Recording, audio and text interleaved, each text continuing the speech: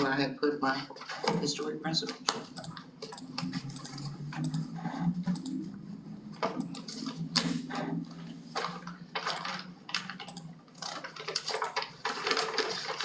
We need to see all mine. Good God. Okay. Historic Preservation Agency, call to order at 5:40. Has everybody had a chance to review the minutes of June the 7th? I have, Madam Chair, the same structural issues of the minutes as presented.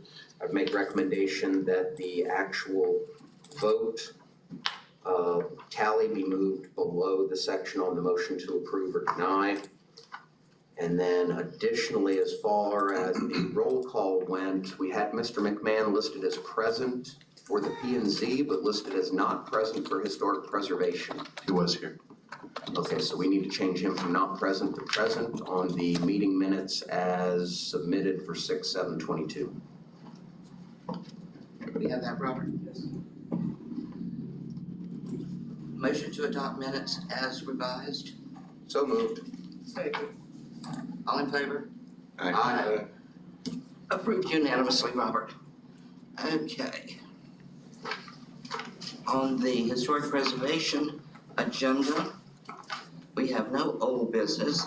New business is COA 2208. Is there anyone here to represent? Great. Just made it. Would you provide your name and address to the clerk, please? Yeah, Eric Medeiros. My home address is 4865 Southwest Pine Mountain Road, 320. I just forgot my last, 32024. The property is 182 South Marion. Yeah. And do you swear the information you provide this evening to be true and correct to the best of your knowledge and belief? I do. Excellent. Would you tell us a little about your project, please? Yeah, so I purchased the building at 182 South Marion. And initially the gables and the windowsills were painted in like a very dark navy blue. The tenant that I have moving in is Chelsea Flores from State Farm. They have a specific red color. I wanted to change the blue color initially anyway, so I figured I'd match her business, and she's gonna be there for a while.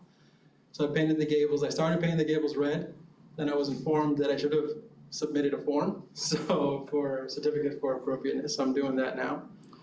I did stop the painting after I painted the gables on the outside. There is some more I want to do.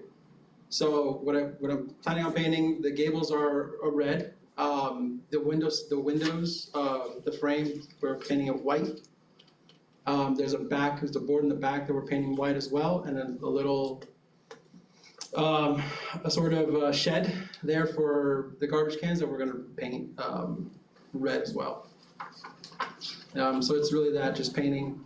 And I think the second one is the same property as for the signs, which is the border is we're painting it to a dark gray, and the sign is red and white as well. So the sign would match the building. Yeah, we have that one too. Yeah. Is it not in yours? No, it's in there. I'm just Oh, saying. okay. We have to handle them separate. Correct. Yeah, I'll answer that. Figured I just. Robert, I noticed that this work has already been completed on both 2208 and 2211.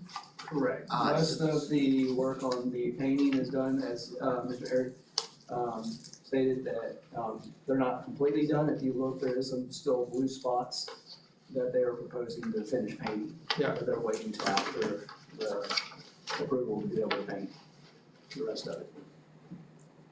Did they appropriately scold you for not getting the permits? Absolutely, they did. Yes, I should hope so. I should hope so. they did. Do we have further questions about COA 2208? I do, Madam Chair. As far as the color indicated, you said it was part of the advertising palette that this company uses. Yeah, it's Sherwin-Williams. The color they call it is Stop. I forget the number, 6869 actually. That's the number of Sherwin-Williams. Okay. Stop as in the sign? That's what Sherwin-Williams calls that color, yeah. And this is State Farm, so. Yeah. Well, I mean, sends a message. Yeah, it is a very bright red, but against that blue, it's a little more subdued. Now, upon driving around this parcel now, obviously I didn't step out of the vehicle and walk onto the property. Sure. For the parts that aren't readily visible from the street, are there still portions of this structure where that particular architectural style of the overlain or shingle slats are still present in their original non-painted, non-blue, non-red, No. wood tone color? No, there's like about 7 layers. I was considering taking off. There's about 7 layers of paint. The bottom 2 are lead, so I stopped. Nice. So I immediately stopped just peeling off the paint. But yeah, I was initially going to bring it down to the original. Okay, so there's no original finish left to this historic shingle slat surfacing above the primary E1? I'm trying to think if it's a spot that we might have had open, but I don't think there is. It'd be painted white. I know the fascia in the front, that's where we started, Mhm. and we got it down to the wood behind it, but that's where we found that it was paint, a lead paint underneath, so we stopped. I didn't want to get any more on the ground. Well, you'll have some fun when you do those windows. Sure. Well, the windows again, we painted over them white again before we did this. So one of the first things we did, and it's the same thing. There's a bunch of layers of paint on it. But if I redo the windows, which I am planning on doing, I will submit a form. Don't worry about that. There's a handy guide you can reference. I'm sure there is. I've already been warned not to do that by some people. They would pay me a visit if I ever took those out. So I'm Also, in general, trying to take off-the-shelf modern windows and Yeah. cram them into the opening in a historic structure yeah, is a gonna lot be- more work than it's worth. Yeah, they're not oftentimes. even, none of them are the same size. Like, there's like sections of the house that they're different sizes, so it would be hard to do it with. Yeah, when the time comes, you'll discover Yes. it's actually less work and less hassle to Just fix the old refinish. ones. Yeah, that's what I figured. I figured that already. That was all I had, Madam Chair. Thank you. Other questions or comments? I have a question. How does this board determine what is an appropriate color? Generally speaking, we don't run to the same level of degree of compliance that certain other communities do, where they say, you have to use, this color for your hardware, this color for your shutters, this color for this color for that. Well, Sherwin-Williams has a historic palette. They do. The National Trust for Historic Preservation has several palettes that are endorsed. Is that something this board should adopt in the future, or? We will be discussing that. It's a guideline, It is a but it is guideline. not regulatory. Yeah, And when I give our workshop presentation, I will be touching heavily on the difference between because I don't think primary colors are in regulate the ballot. and what is a guideline. I don't think primary colors are in the ballot necessarily. Not for the most part, but I mean, they're variations, they're historic, so. But Barn red may be, but stock may not. I don't know, just asking the question. I just, one of those questions like the root question last week. Yeah. you know? In Article 3, in 3.1.2.1, the rules, it charges us, the board, the Planning and Zoning Board shall establish rules for its own operation. That is what we are attempting to do with the workshops. And the first in-depth workshop will be the one that Chris is going to be doing. Because his job, he is certified for historic preservation. And so we can rely on him. We're lucky to have him on Yeah, board. well, what if the insurance company liked pink? I probably would not have done it. Well, if he had already started with pink, he probably would have had a stop and desist and get rid of this pink within X days. What's wrong with pink? To be fair, there was a building, 2 or 3 story building painted a very vibrant pink for decades on the corner, just around the corner from there. Right, Of I think it would probably be all right. Yeah, the Herlong building. When you get into Yeah. color palettes, from experience, having dealt with, certain other counties and certain other cities, that they have much more that is, regulatory and much less that is guidelines. For the community we're in, I think we have a good balance right now. There are certain choices of altering the exterior characteristics of a structure that are not in keeping with the theme of the Historic Preservation Act or the theme of the individual historic districts in which they reside. This, although, STOP may not be a endorsed color as far as whatever commercial partnership Sherwin-Williams may have with the Advisory Council on Historic Preservation, certainly I can tell you that, from the time period this house is from, this sort of red would not have been an uncommon thing to see. Especially like when someone mentioned, barn paint. The thing that made barn paint red originally was the iron oxide that was mixed in the paint to increase its longevity. So you see these variations of red like this in a number of older structures. Okay. I wouldn't say it's outside the pale. Are there further questions or comments on COA 2208? No. There being no further, may I have a motion to close public comments? Motion to close public comment. May I have a second? Second. All in favor? Aye. That was unanimous closure of public comment, Robert. Call the question. Move approval of COA 22-08 as submitted by the proponent. Second. Robert, would you tell the board, please? Yes. Mr. Leidig, Yay. Mr. Cooper, Yes. Mr. Nelson, Yes. Mr. Dellis, Yes. Mr. Carter, Yes. and Ms. McCollum. Yes. Okay, you're still under oath. Now we're gonna do COA 2211. Yep. Yeah, I'm not, this one was submitted by my tenant, Chelsea Flores. And I believe it was for the color of the signs, if I'm correct, Robert? But yeah, so the post, there was posts that already existed in that building. I did find a picture from back in 2016 when it was a green, like a lime green almost. Then it got painted to that same blue. And now it's a gray color, another State Farm color. I actually forgot the name of that color, but it is a dark gray color. And then the sign that she put in there is that red and white, the same red and the same white. Questions or comments? No. There being no further questions or comments, may I have a motion to close public comment? Motion to close public comment. Do I have a second? Second. All in favor? Aye. Public comment officially closed. Okay, COA 2211. May I have a motion to vote? Call the question. Motion to vote petition COA 2211. Second. Robert, would you tell the board, please? Mr. Leidig, Yay. Mr. Cooper, Yes. Mr. Nelson, Yay. Mr. Dellis, Yes. Mr. Carter, Yes. and Ms. McCollum. Yes.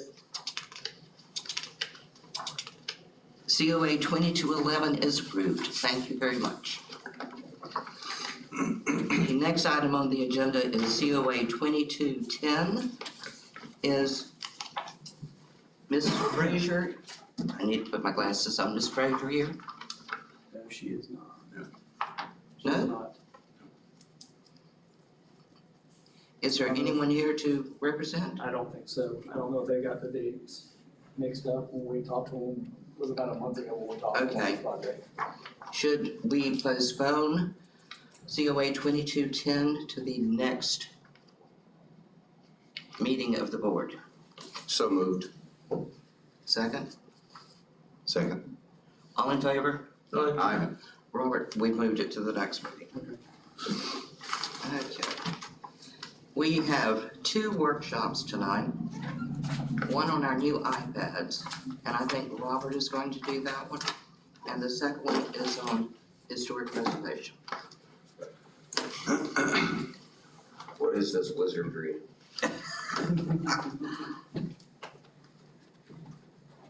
Mr. Carter been waiting to see me try to operate one of these for years. You should see his phone. Are you one of those type with your thumbs?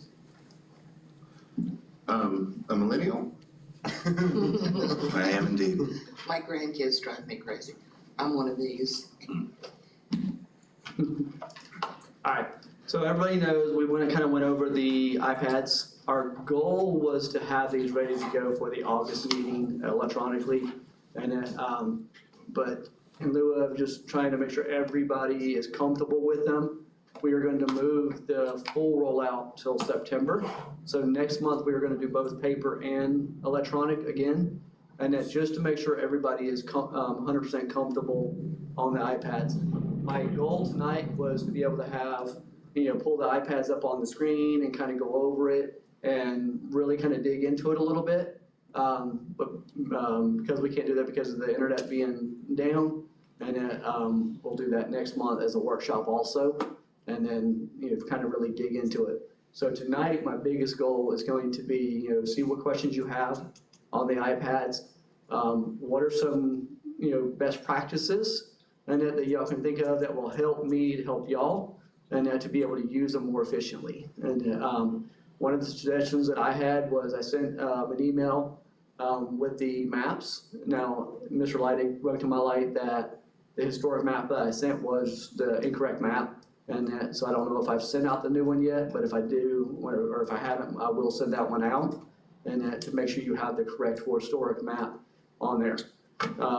My iPad, the way I have it set up, I have the historic map along with the LDR and the zoning atlas and the future land use, all on my app, tablet. That way, if there's a question while we're in the meeting, we can just pull it right out, zoom right in on it, and really see what's going on. That's going to be the good side to having the tablets, and along with the reduction in the paper use and for the city and for the citizens, and to be able to help bring costs down. So that's the benefits of the iPads, and they will also make getting the packets out to the board a whole lot faster, because it's a whole lot quicker for me just to hit a send button than to hand deliver them and everything. Because I have to wait for agendas and everything to be in there before I deliver all the packets. Now I can send it out without even having the agenda 100% done, and then forward the agenda out once I have it. So I'll be able to get you the packets a lot sooner, and be able to, that way you have more time to be able to look over the projects. Some of the goals of having the iPads, and some of my suggestions as far as using the iPads is, we'll make sure whatever you do is city use, and everything on there is for public records, and they're consented to public records, and so if anybody asks for information on there, we do have to present it to them, and I just want to make sure that everybody is on that same page. And as far as using it, and we will send the packets out preferably in a PDF form, and once in a while, as this one was, some of the packets are too large to send as a PDF, and so they had to go as a Dropbox. And it works the same way, just a little more aggravating getting into the project, and it doesn't flow as easy as a PDF does, but it does the same purpose. And I am going to try this next month, if we have another packet that large, I'm going to try to split the packet up a little bit, and so that it can come as a PDF. And whatever y'all have suggestions wise as far as that, whichever makes it easier, let me know. I want these tablets to be easy to use, and so that way it makes y'all's life a whole lot easier with reviewing these packets and everything. Any questions or concerns on anything? I have a question. David? You refer to PDFs and you will send out PDFs. Correct. We will be downloading PDFs onto our laptop. You don't have to download it onto the iPad. It will be on the server. Yeah, it will be on the email server, and so when you click it, it doesn't officially like actually download it onto the tablet, it just opens it on the tablet. And so you don't have that, because you only have so much memory on there if you keep Correct. downloading. That was my question. Yeah. That was my question. Okay. I was just gonna say, where it says PDF, if you touch it, it'll just in the. Yeah. So what if we all get here and there's no internet? And all we have is our iPad? Well, hopefully, and if you have the email already there and you've opened, you went into the packet already, you can still open it without internet, and you'll still be able to use it. So essentially, we don't need the internet if. Correct. And it's nice to have, but it's not a necessary thing while we're at the meeting. Yeah, I was just gonna say, just as an example, I have both of them, because I opened them days ago, they're on here, so even without the internet, you can just. Okay, cool. Yeah. Yeah, once you receive that email, they're there. That was good then. And, yeah, so a lot of thought into them, and IT's done great getting us set up with them. And like I said, anything that's gonna make y'all's life easier with them, if you got any suggestions, even not just to this month, but as we go along, and if there's suggestions or best practice or thing that's gonna make it easier, that's what I want. And I will, from time to time, suggestion things too, or I may try something different once in a while. Like this next month, I'm gonna try to split the packets if they wind up being too big, and trying to send it as a PDF. And my goal is, like I said, is to make it easy for everybody. Any other questions? Based on the conversation that we had when I picked mine up, were you ever able to get an answer out of your folks as to whether or not the Avenza app could be downloaded on these so that geo-referenced PDFs could be sent out? I have not. I haven't got with the IT department yet on that, but I will. And I do have a note at the office to make sure I follow up on that. And I had one request, and I didn't bring mine with me, of Robert, with the IT people, so that when we send an email, we don't have to type everybody's, just P and Z all. We cover all of us. And he says it's out there. Has anybody seen it? Yes, when I was attempting to send the updated boundaries of the historic district to Ms. Frangela, when I hit reply all, that P and Z all was a option. I had to manually delete that one out for sunshine reasons. Yeah. I send to him, he sends to y'all. I don't send to y'all. Correct.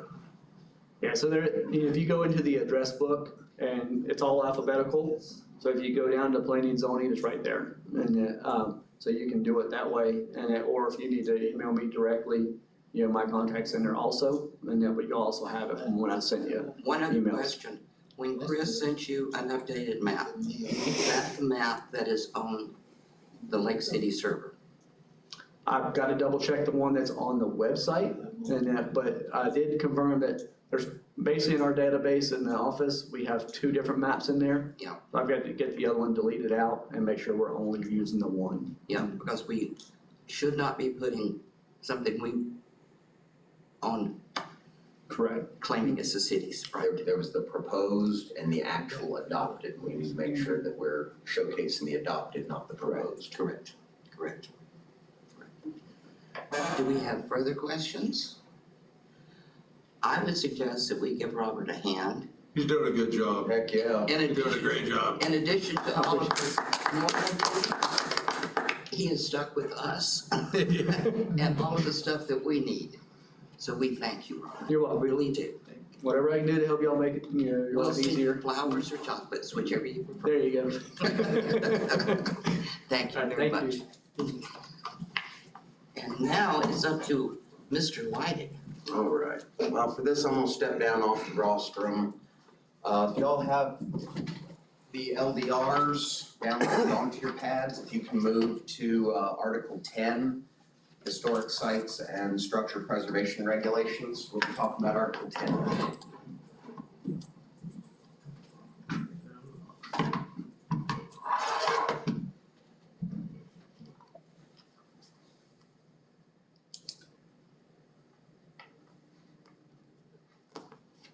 So while you're looking for that, I'll give you an idea of what we're going to go over tonight. Historic preservation law is extremely dry. and can be very, very boring. I'm not gonna sit here and lecture to you guys for an hour and a half tonight. I'm gonna try to have us out of here in about 30 minutes.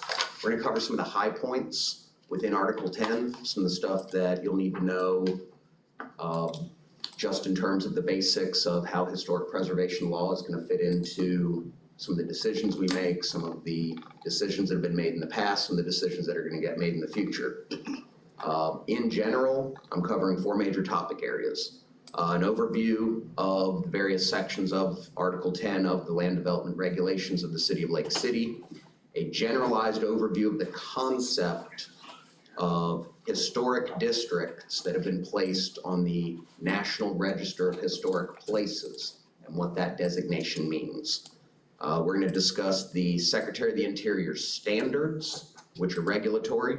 We're going to discuss the Secretary of the Interior's guidelines, which are non-regulatory, as it pertains to the preservation, rehabilitation, reconstruction, and relocation of historic structures. And then we're going to finish up with just a brief overview of something we've done a dozen times before, the COA process. Show of hands who has Article 10 up, either in hard copy or on their pads. I thought it was on the pad already. It's not. I don't have it. Oh, you might have to share with your friend. My pad has it pulled up on the screen if someone wants to just take my pad. And there's a hard copy available over here. Where is it at again? On the PDF, it starts at about page 228, I believe. But it's gonna be, in that one, I think the page numbers will be like, it'll start at 10-1. Oh, gosh, I got a long way to go, man. I see that.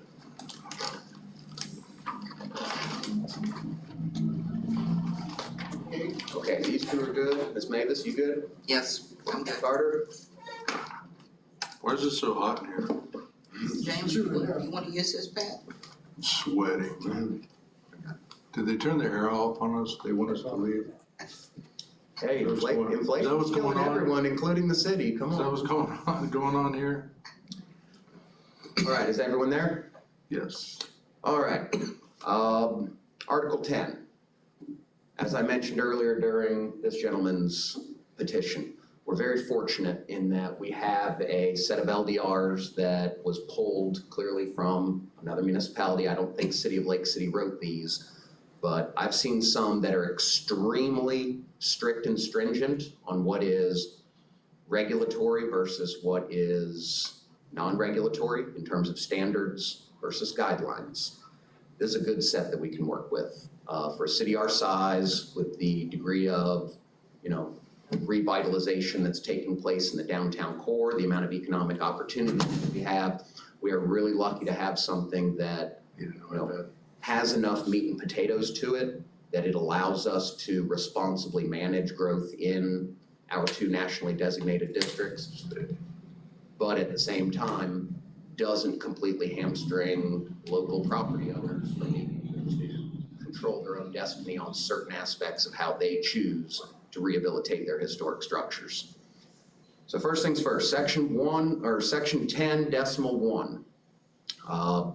This is the section that gives us our authority as the HPA. First sentence, the City Planning and Zoning Board shall serve as the City Historic Preservation Agency.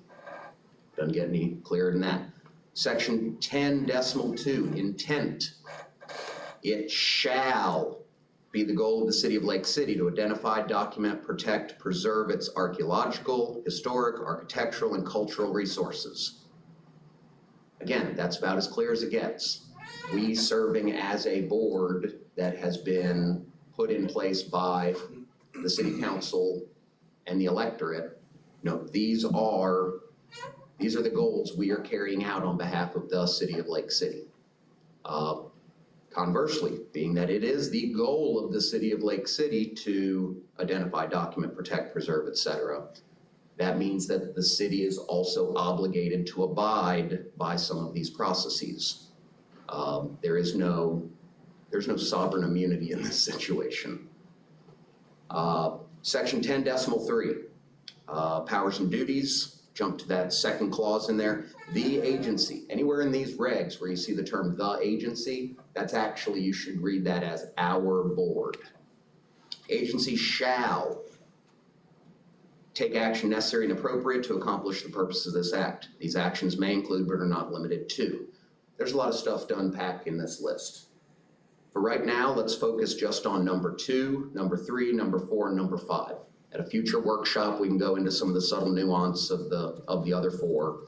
But subpart 2, recommending the designation of historic districts and individual landmarks and landmark sites. This is done through the process of what are called cultural resource studies. And I'll show you one of those in just a moment that was prepared for the city of Lake City about 30 years ago. And then nominations to the National Register of Historic Places. I'll show you copies of the letters confirming to local government that these districts have been placed on the National Register of Historic Places. Subsection 3, regulating alterations, demolitions, relocations, and new constructions to designated property. You're going to see this term several times throughout these sets of articles. Those are the 4 major categories of what we're looking at. Subsection 4, adopting guidelines for changes to designated properties. We did this through the certificate of appropriateness process, and then again, you see the word guidelines in there. Guidelines are not regulatory. We're going to get into the Secretary of the Interior's standards and guidelines. Standards and regulating alterations, that's covered up in subsection 3. That's the regulatory stuff. Subsection 4, that's going to be guidelines. That's where we have the ability to look at the totality of a proponent's proposal. And yes, it may not meet every single little recommended treatment, but if there is cumulatively more recommended treatments versus non-recommended treatments, it gives us the ability to apply separately the standards for historic preservation and the guidelines for historic preservation. And then, of course, subsection 5, working with and advising federal, state, and other appropriate governmental agencies and boards of local government. We're getting better about this now that we have new people coming into place and we're starting to, we've got fancy pads now and, things aren't falling through the cracks like they had been.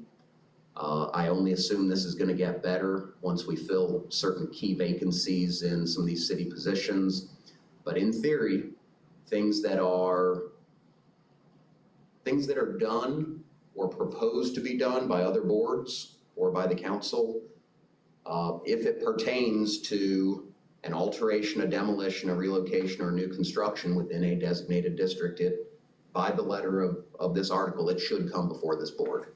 And I imagine that's on everyone's radar now with how much bad press we've gotten over certain things happening in the past that I don't think we'll have to, swallow that bitter pill much longer.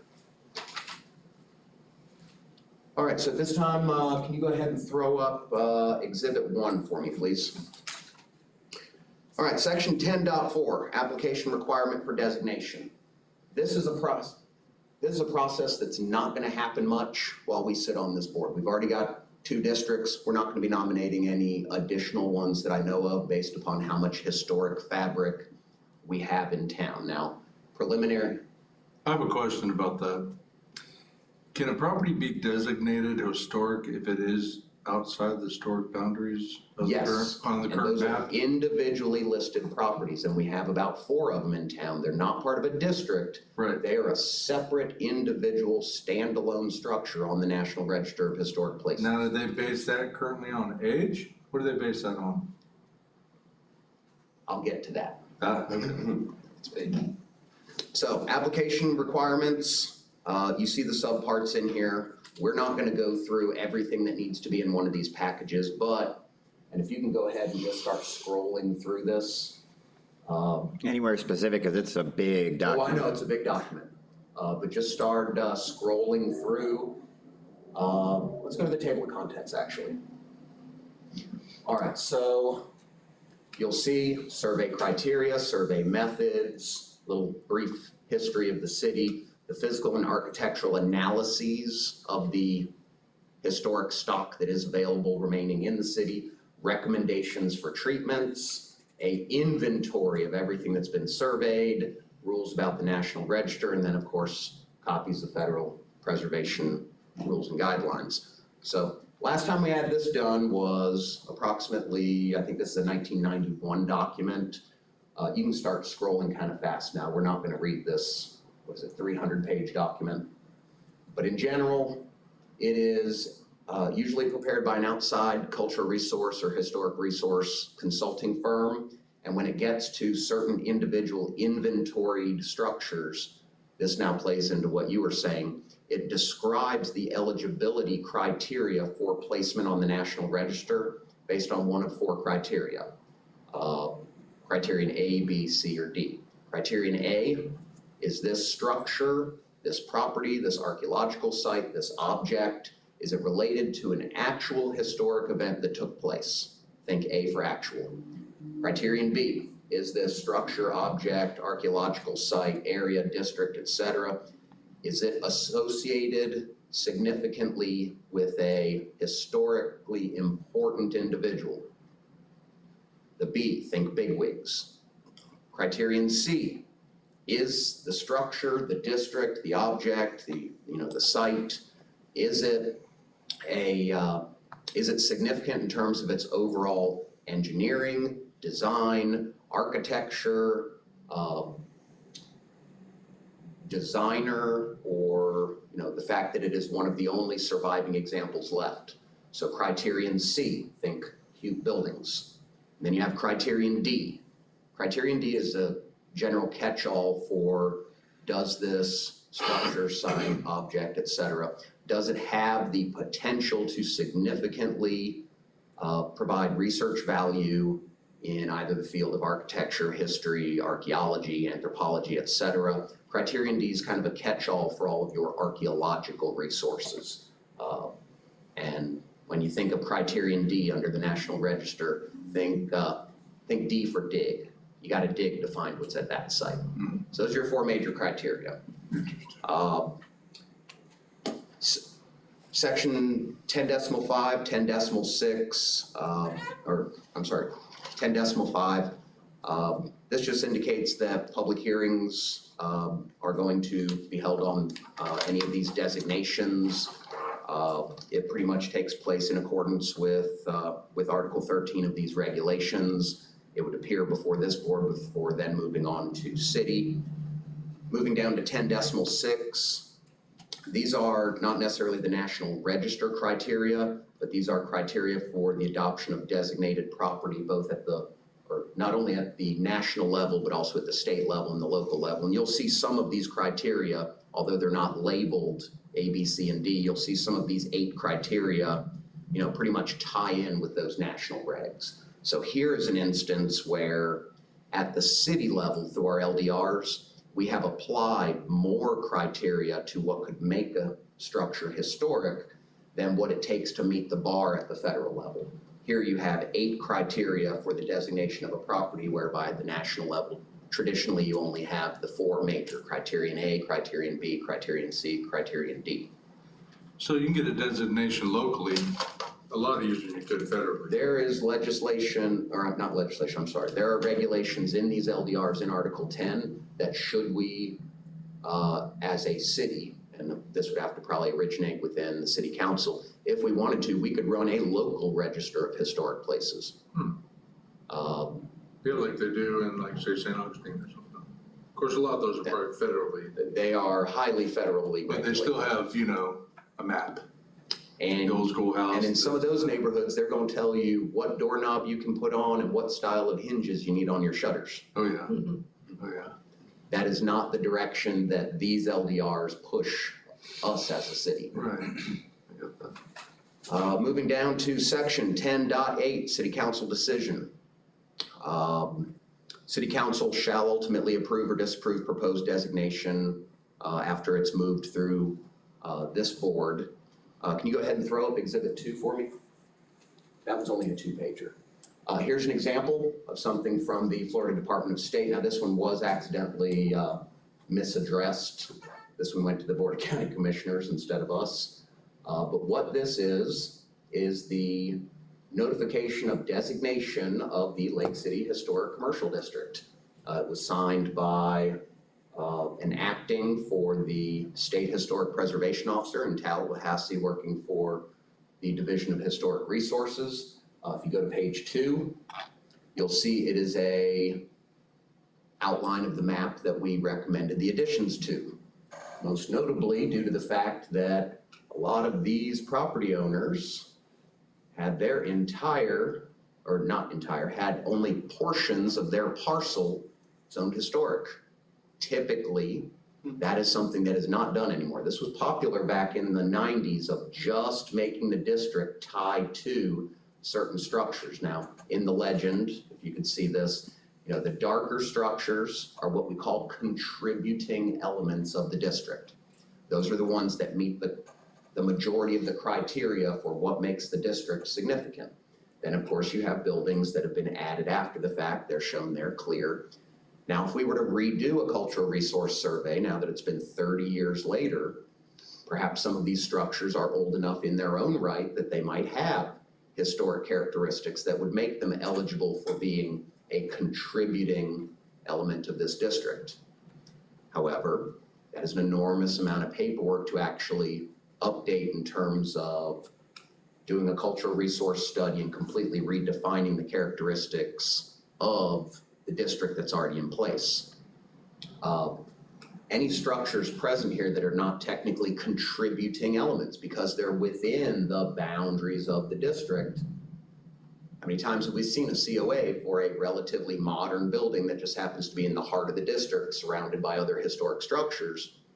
We have the ability to regulate those alterations in terms of the adverse impact certain alterations may have for all the rest of these contributing structures. If you have a non-contributing structure placed right there that does something that has not been regulated, that it would be an adverse situation, for example, adding 6 stories to it and making it look like a Las Vegas casino or something, that would have an adverse impact not only on the character of the entire district, but a direct adverse impact on the property owners of the historic properties adjacent to it. So in general, contributing and non-contributing elements are regulated generally the same. Now, there is lots of subtle nuance to this, and I'm, even though I'm a historic preservation specialist as part of my job, I'm not a historic preservation lawyer. And any of what you're hearing should be taken with a grain of salt. That lawsuits have been filed for less in terms of the moment you tell someone what, even if it is legally supported in black and white by a statute, a rule, a law, a regulation, the moment you tell a property owner what they can or cannot do with something they own, anyone can file a lawsuit for any reason. So there's the caveat to always keep in mind, is that even if you are 100% following the guidelines that are in front of you, the standards that are in front of you, the regulations that are in front of you, anyone can sue for any reason. Can you go ahead and move to Exhibit 3? This one, they actually got the address right on. The Honorable T. Gerald Witt. This is 1994, 3 years after that cultural resource study came around. You're going to see this number here on a lot of these forms from time to time. That is the state registration number of these National Register sites. Even sites that don't meet the full criteria of being listed on the National Register, even if they're only potentially eligible, even the ones that are ineligible, they've been determined ineligible, but they are a historic site or an archaeological resource. These are all tracked in what's called the Florida Master Site File. This is the database of record for the Florida Division of Historic Resources. Every archaeological site, historic structure, historic object, historic event location that has been submitted to the State Division of Historic Resources has one of these numbers. This one being CO 684, that is Columbia County 684, 684th archaeological or historical site formally listed within the County of Columbia.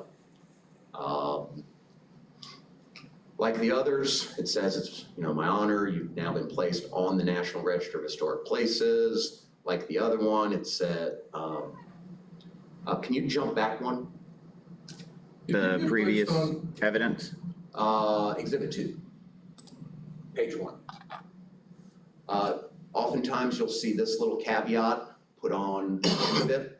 Local planning agencies should be aware of the review requirements pertaining to any federally assisted activities that may have an impact on properties. In theory, anything in the National Historic Preservation, or language in the National Historic Preservation Act says any projects that are being undertaken with federally derived dollars need to comply with historic preservation law, and in some cases may require historic preservation surveys or archaeological surveys in advance of using those federal dollars on that federal project. You can jump back to the map on Exhibit 3, please. So here you see the Lake Isabella district. Again, you have situations where individuals' yards were being, cut in half in some instances, just so that they could cut out certain non-conforming structures. In 2021, we did an amendment to this with the Florida Master Site File, and the legal jurisdictional boundaries of this site were adjusted to orthogonally follow center lines of city streets, which is now the accepted practice usually. So we don't have nearly as much of a hodgepodge of, well, this quarter of this block is in, this eighth of this block is out, this, 24% of this block is out. We've re-rectified the limits of the boundaries based on instruction we got from council and action taken by this board to have those adjusted to a much more manageable orthogonal layout.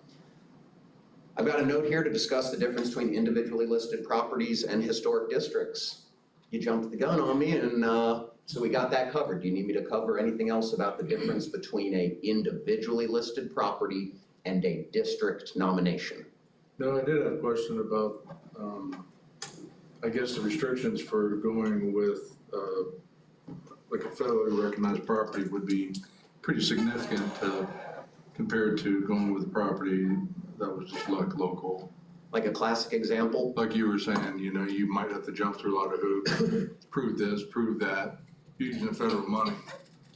And if you had that designation, they probably can put the screws to you if they want to. They can, but it also opens up a lot of additional federal funding opportunities. We have to look no further than the, I believe, roughly $6 to $8 million in federal tax credits issued through the Department of Internal Revenue and the National Park Service that were used as some of the financing options for some of the restorative treatments done over at the Blanche. Now, yes, because they were taking these federal dollars, they were held to, the federal standards and actually most of the federal guidelines. There was a little horse trading for some COA stuff that ended up coming in front of this board. But honestly, it was at the federal and state level where they really were highly scrutinized in order to gain access to those millions of dollars in federal historic preservation tax credits. It's all real interesting. Point of information, levity. Pardon me? This is a question of levity, laugh at it. When the Blanche was being designated a historic building, was it noted that Al Capone slept there? Yes. Yes. And let's see.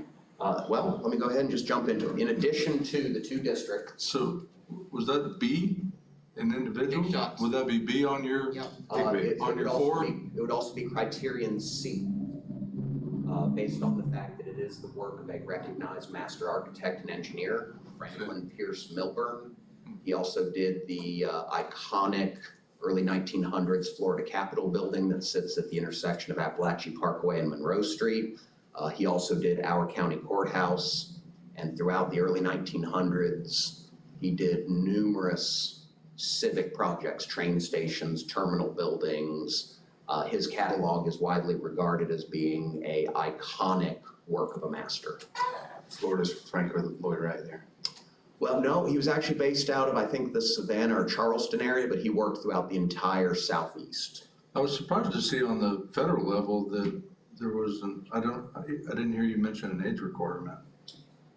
Generally speaking, to be eligible to be listed on the, in the Florida Master Site File, minimum of 50 years of age. Man, Oftentimes, though, 50 years of age is not significant enough necessarily to merit preservation or nomination to a national, state, or local register unless you can meet some of the other criteria. Additionally, you can put things on the national register. not just age, you have to have something other than. Age is a factor, but Yeah. it is not the factor. Right. It's interesting. What is the difference, this is something that came up recently, was probably inspired part of this. What's the difference between something that is coincidentally old inside the district, but that may not necessarily be of any specific historic significance?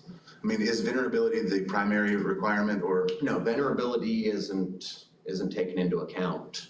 It would be the criteria for the designation on the National Register.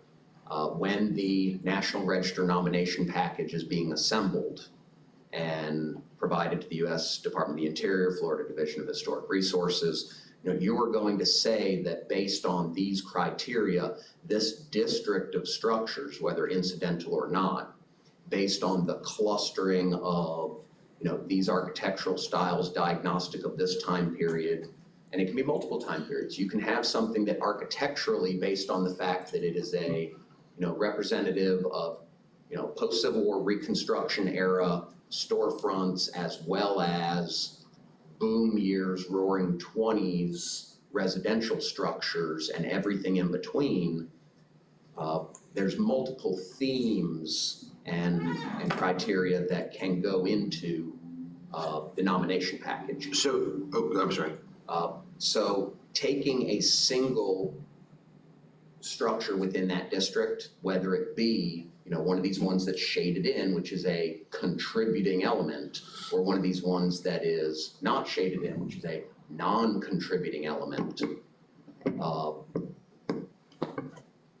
The notion of incidental, I mean, it's within the district. So anything you do to that structure potentially could affect the 6 different historic structures around it, which is why many of these treatments, alterations, new construction, demolition, et cetera, that's why those are regulated by this board. Gotcha.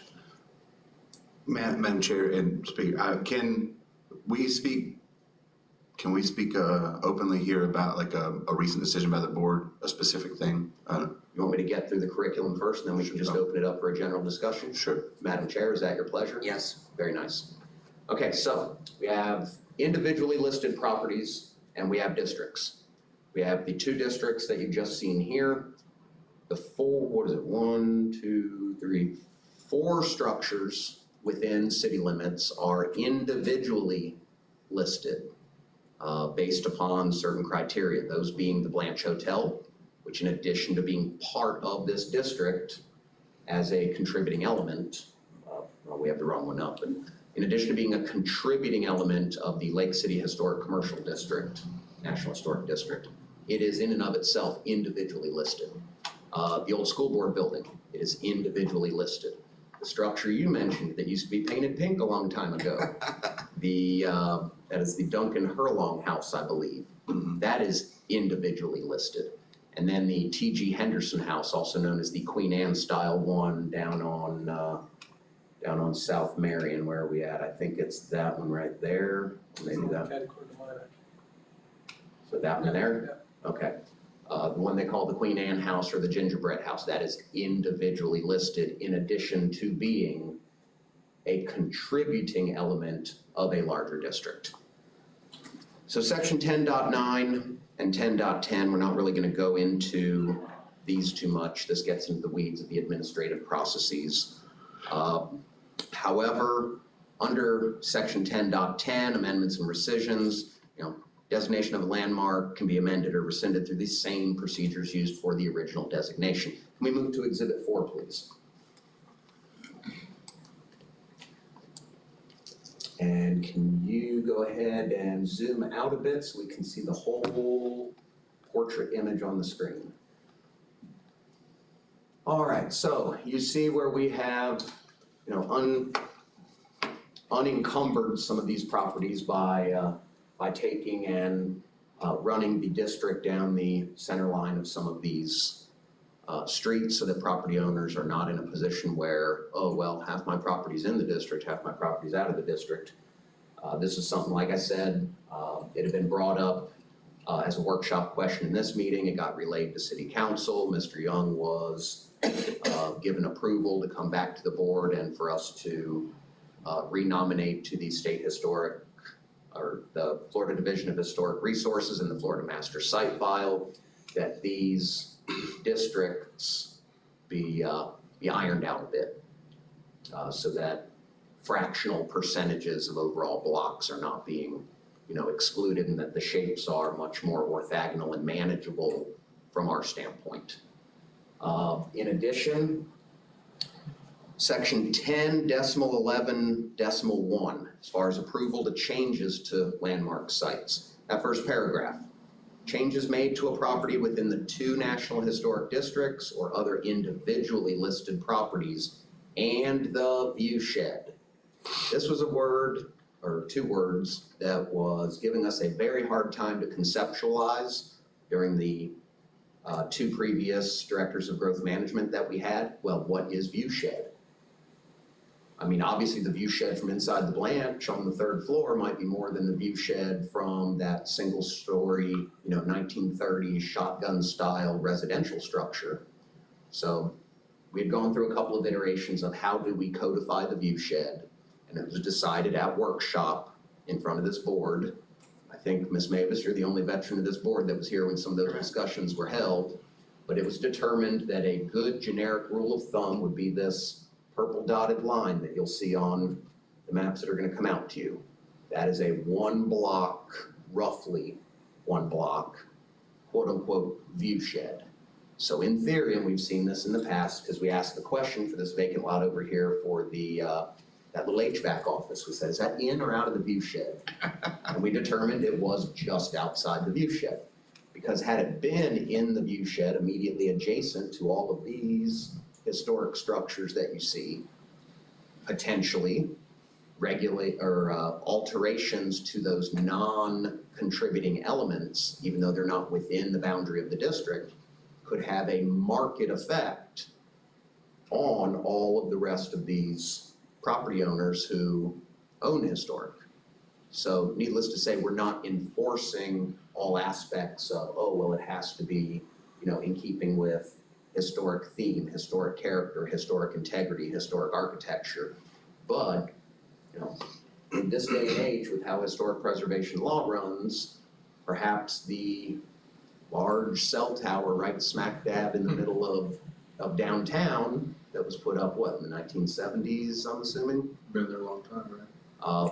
Perhaps that wouldn't have been located right in the heart of a historic district or immediately adjacent. I think it's down here actually on that. I think lot. it's historic now too.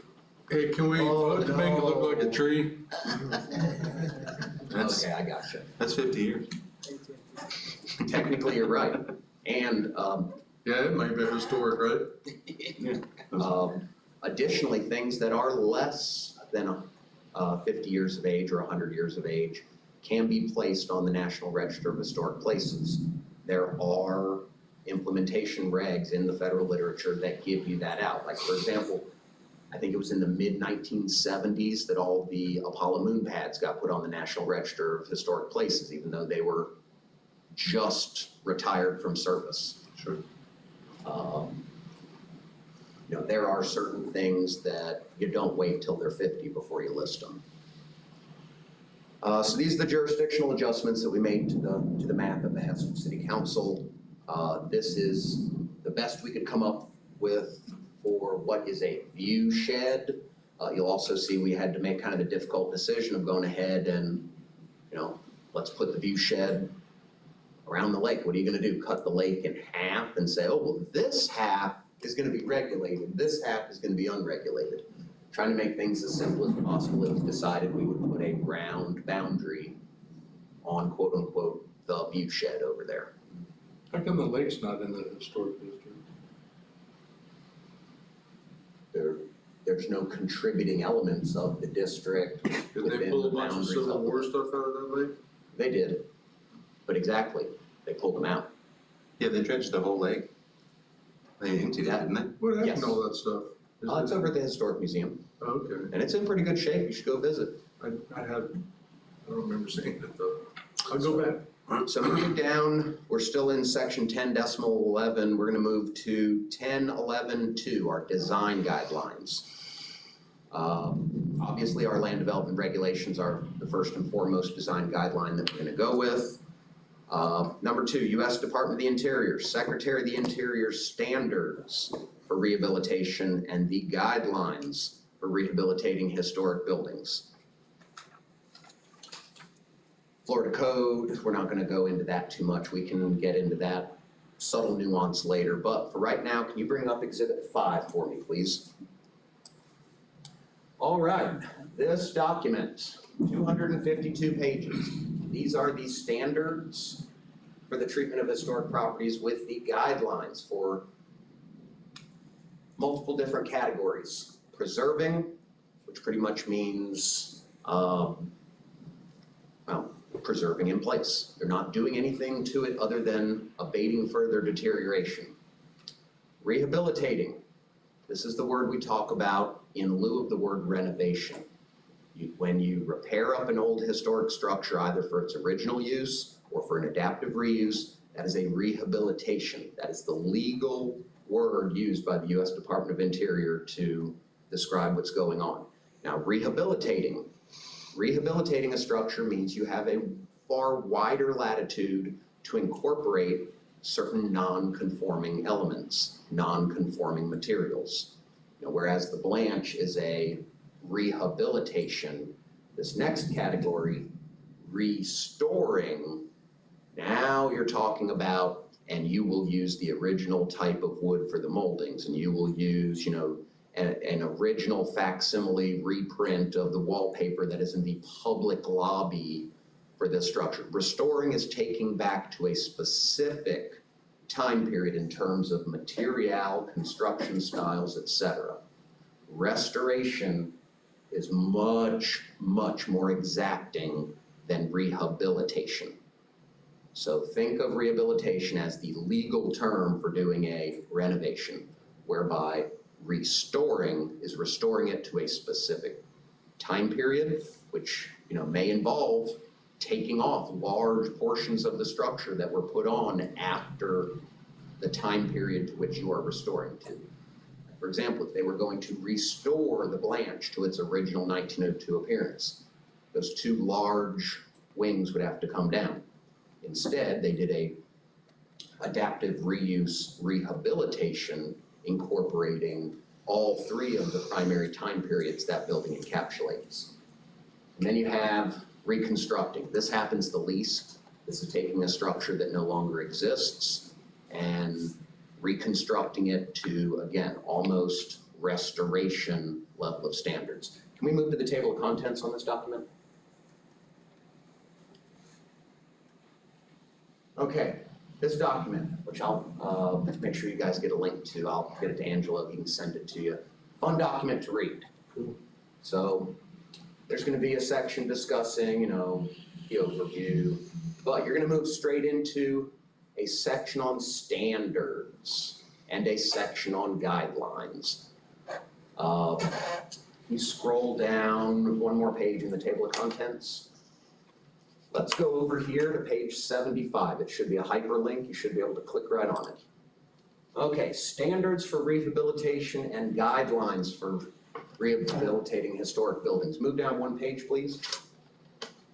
All right, these are the 10 standards. You will see them reproduced almost word for word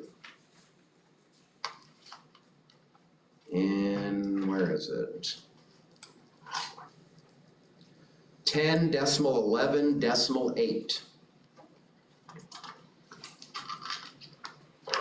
There down towards the end, in order to be issued a certificate of appropriateness, a property owner must also comply. Must also. I like that. Circle it, boldface it, do what you need to do. Comply with the following standards. These are the 10 things that we should be looking for from a regulatory standpoint.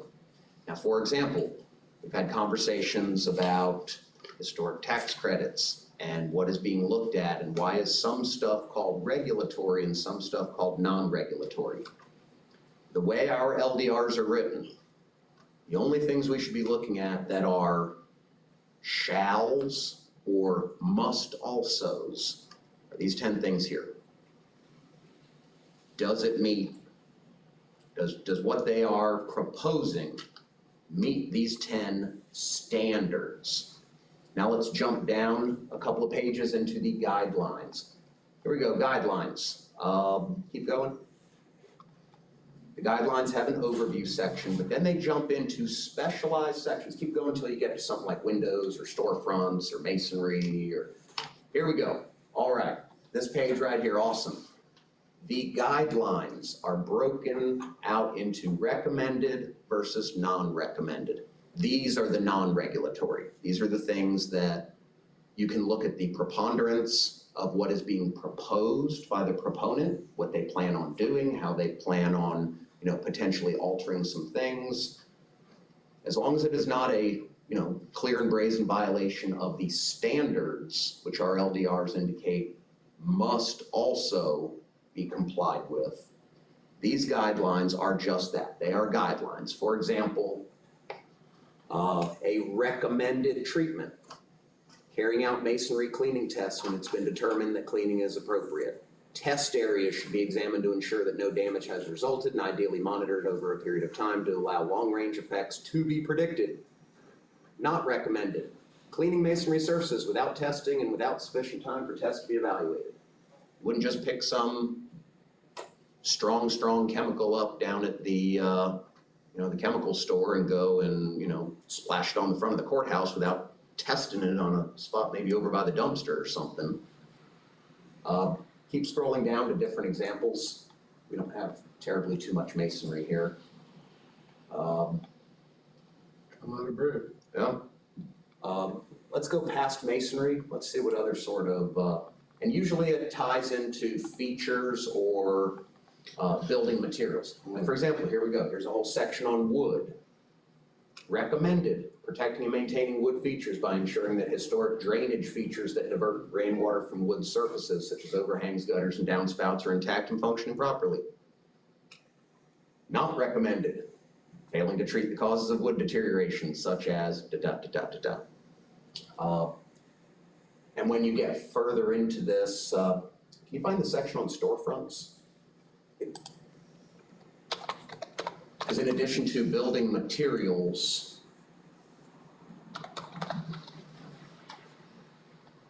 keep going. Next. Yeah, we're still in roofs. Here we go. So for example, not recommended. Introducing features from an earlier period that are not compatible with the historic character of the storefront. Well, we've approved those before.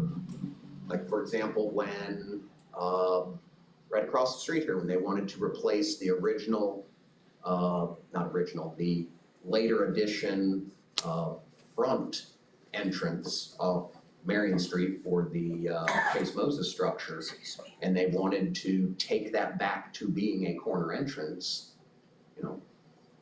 Some of what they were doing as far as their glass lines and the framing they were doing using the non-compatible materials. Yeah, some of the stuff they wanted to do was a non-recommended treatment, but these are the guidelines. Still inherently, and in terms of good faith, they were abiding by the standards. On the guidelines, you can do a lot of horse trading. It's also the kind of places where once you've read through these, it'll help you generate some of the questions that you may ask when some of these issues may come up in front of the board. We've had, well, that was too recent. We'll hold off a couple of months before we talk about that one. So, these are the guidelines. This is non-regulatory. These are not the musts and the shalls. But if you go back to the standards, the SOI standards for rehabilitation that are in 10.11.8 of your LDRs, you'll see very clearly, subsection 2, last 3 words, shall be avoided, not should, shall. Show of hands, legally speaking, who knows what shall means? I'm sorry. Yes. You understand the difference between shall and should in a legal sense? Yes. Okay. My son does. We're all on board with this.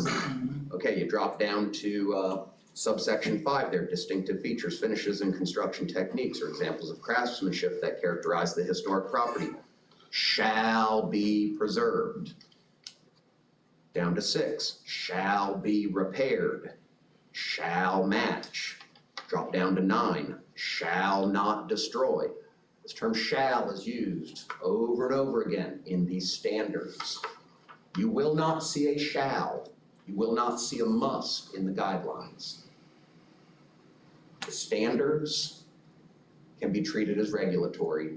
The guidelines are treated as, here's what they are, a user-friendly guide of recommended versus non-recommended treatments. So let's jump back a little bit. I had to have you jump forward to that section to make my point here. But we're not going to discuss the subtle nuance of the 4 or 5 pages that discuss major versus minor versus repair level of work as characterized in section 10.11.3 through 10.11.6. I will draw your attention to the very first sentence in 10.11.4.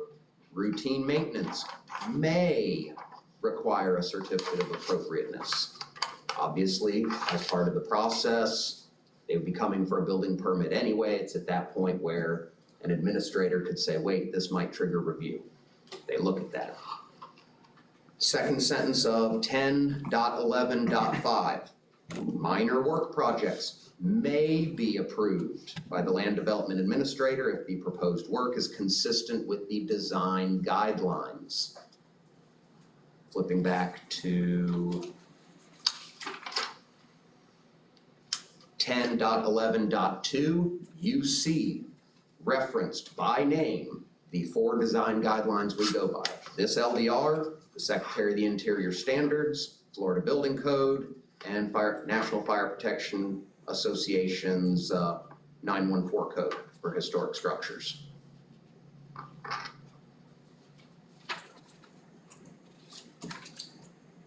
Let's see, maybe, all right, let's jump to, we're still in minor work. We're in 10.11.5.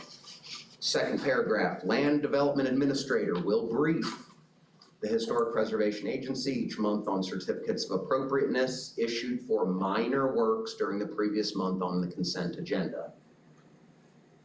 You've seen the consent agenda where we just ratify the minor stuff that, are you the one that applies the design guidelines to these as they come in and decide what moves on to consent and what you push forward to us, or is that the acting growth management It's me director? along with the director. Okay, so he has the ability, as delegated in these regs, for small, minor projects that meet the criteria listed out here in minor work to make a preliminary approval. That then goes on the consent agenda. They do their minor work, provided that his reading of those 4 design criteria references indicate that what that minor work being proposed that historic structure is doing is not in contradiction to any of those design guidelines. Now, if there is a contradiction, we need to do a little bit of horse trading. If we need to ask, what condition are the chimneys in, he kicks it up to us. The land development administrator does not have the authority to deny a certificate of appropriateness or approve an after-the-fact certificate of appropriateness. Now, for a work stoppage situation like Red Clapboards, the work was stopped, and it very clearly says, where is it? 10.11.8, the Land Development Regulation Administrator is authorized to issue a stop work order on any alteration, new construction, demolition, or relocation. Remember I told you to keep track of those 4 terms? They appear a number of times in this document. On a designated landmark or designated landmark site without a COA. So that's what happened. The process worked its way out. All is well with the world. Here's something we haven't been doing, and I hate to add an extra layer of administrative load onto your shoulders, but 10.11.6, the introductory paragraph, the very last sentence there. Major work requires that all property owners within 300 feet be notified by certified mail by the applicant, and proof of the receipt of these notices be submitted as part of the application. Do we require the applicants to send those certifications in, showing that they have put their neighbors on notice? Hey, I'm proposing to make substantial changes to this structure. You might want to come to the meeting. That has not been done. We're getting there. Things are head and shoulders above where we were 10 years ago. And honestly, for those of you that are new to the board, you may see a lot of, growing pains and, confusion about, well, what's going on here? How did that slip through, et cetera. But compared to where we were 10, 15 years ago, this HPA is really actually doing a lot of good work and doing it by the book. So we talked about the 10 standards. Now let's go to 10.11.9. This is the one that usually has me monopolizing time from the chair. The applicant, this is the last sentence in the introductory paragraph. The applicant shall complete an application form provided by the Land Development Regulation Administrator and submit the following: drawings of the proposed work. Doesn't say engineer drawings. We've seen plenty of stuff Harry homeowners just done on a sheet of graph paper. It's not like we're asking them to go out and get a certified engineer with a signed sealed stamp. Photographs of the existing buildings or structures and adjacent properties. This we've gotten a lot better on. I've seen a lot of packages coming through with not only pictures of the house in question or the business in question, but also, here's the street to the north, here's the street to the south, here's the street to the east and the west. Information about the building materials to be used. How often have we had to ask, so what kind of metal are you using?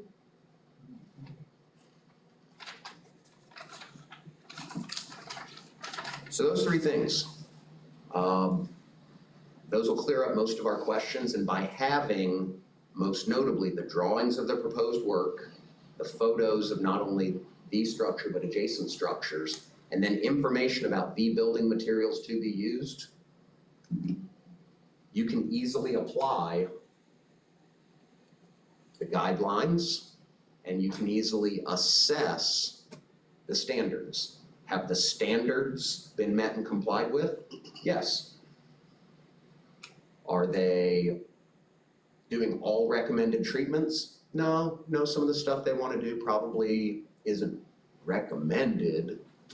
Well, that's fine. You can still, with a clear conscience that you are following the statutes as written, you can vote to, approve a COA for something that does not meet every single one of the recommendeds. Like, for example, I think this storefront page has, keep scrolling down a bit. I think it's got like 3 pages worth of recommended versus non-recommended treatments. Even more. So just because something doesn't meet the guideline doesn't mean it has to be denied. Hopefully they will substantively meet the majority of these recommended treatments. Don't have to meet all of them. standards are what we're looking for. Oh, you're thinking about taking off the iconic columns on the front of that old 150-year-old building and replacing it with aluminum? I don't think so. I don't think we need to put a COA out for that. It does not meet the regulatory standards that we're obligated to take into account before we begin taking into account the guidelines. Where are we? In approving or denying application for a COA, for alterations, new constructions, demolition, or relocation, the Historic Preservation Agency shall examine the following general issues: the effect of the proposed work on the landmark or property, the relationship between the work and other structures at the site, the extent to which the historic, architectural, or archaeological significance, the architectural style, design, arrangements, texture, material, and color of the landmark or property will be affected. Whether or not the denial would deprive the property owner of reasonable beneficial use of his or her property and potentially incur a lawsuit.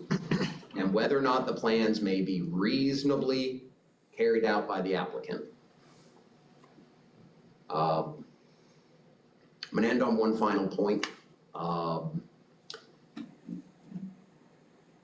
From here on out, after that number 5, everything in here is very important. I highlighted some of it. I'm gonna read some passages to you, but if we ever have a permit or a COA for demolition come before us, and we've had historic structures in the historic district that we have issued approvals for demolition.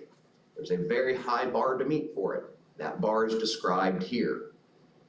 Sentence 1, no certificate of appropriateness for demolition shall be issued by the agency until applicant has demonstrated that no feasible alternative to demolition can be found. Jumping down, determine whether the landmark can be put to reasonable beneficial use without the approval of a demolition application. Jump down a few more lines, the very end of that paragraph.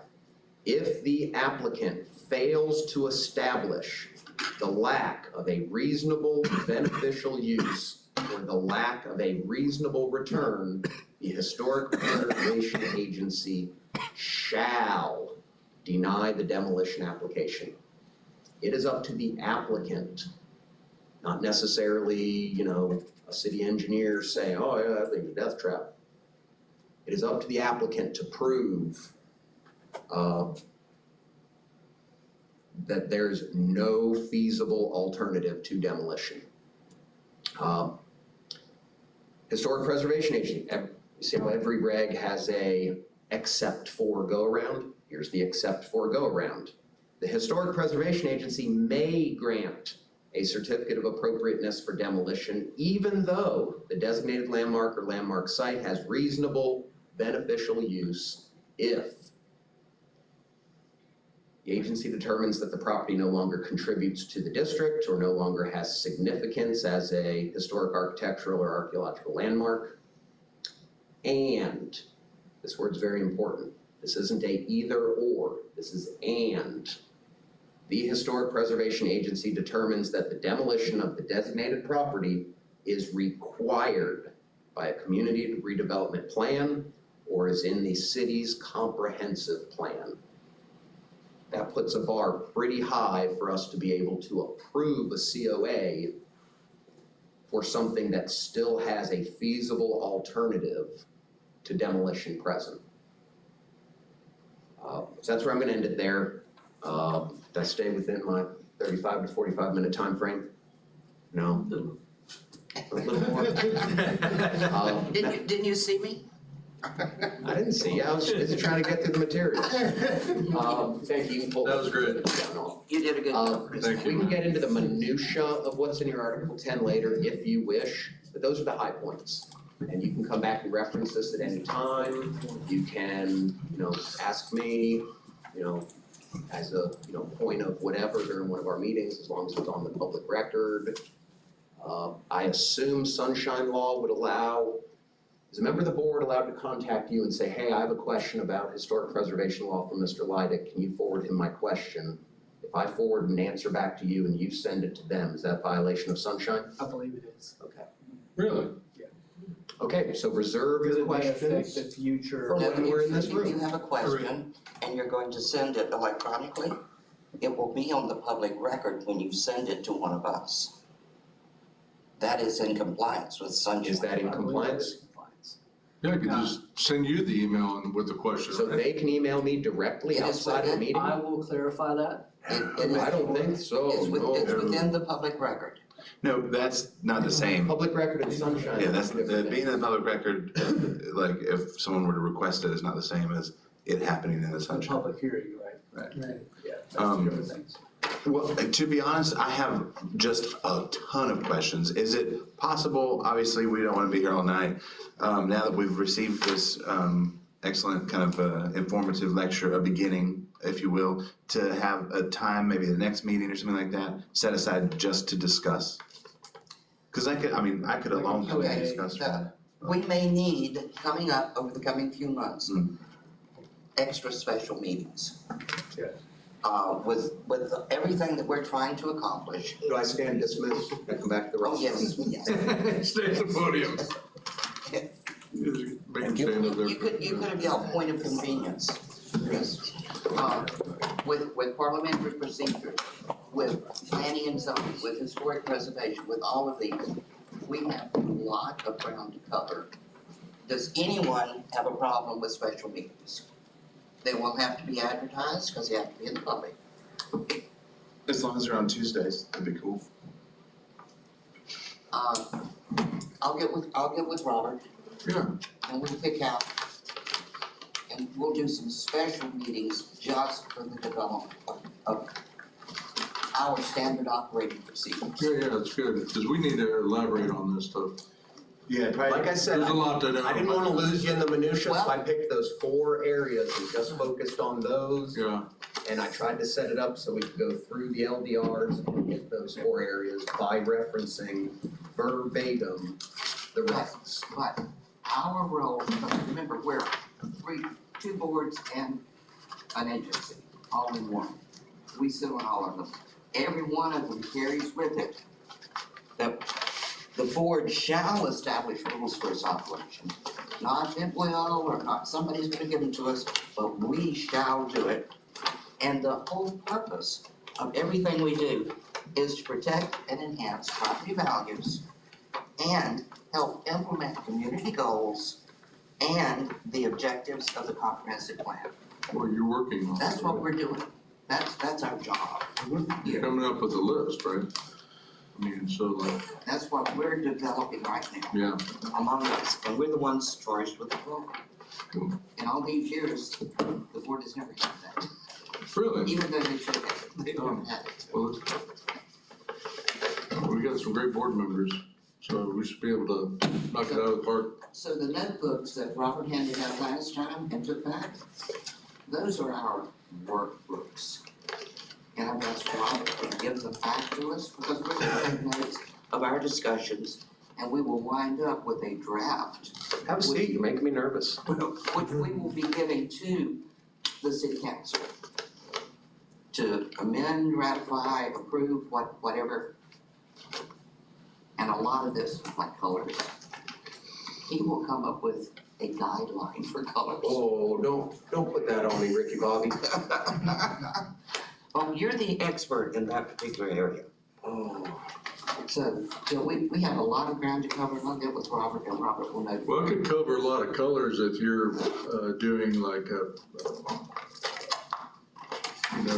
districts that cover like what you were saying, the 50s and, the different eras, that can cover like a great many colors. yeah, and honestly, if you just exclusively look at those colors that have either received the, endorsement by the ACHP or the NRHP or what have you, there's a broad variation. It's pretty, yeah, there you go. There's some of them. Yeah, is that it? Yeah, those look like Sherwin-Williams palettes. Yes, yeah. Yeah, but there are other manufacturers. there's Stop Red right there, buddy.